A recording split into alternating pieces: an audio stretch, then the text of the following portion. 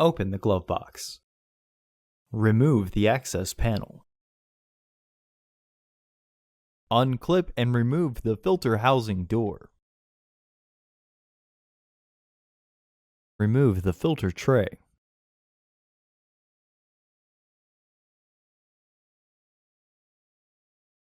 Remove the filter from the tray. Install your new filter into the tray.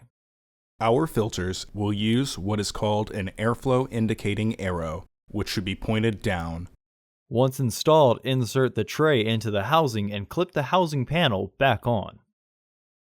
Please note, Toyota OE filters use basic directional arrows, which is why the tray and housing cover say up. Reinstall the filter access panel by aligning the tabs and then pressing until they click into place. Close the glove box. Order your parts today at filterheads.com. Also, please like our video and subscribe to our channel so you won't miss any new content.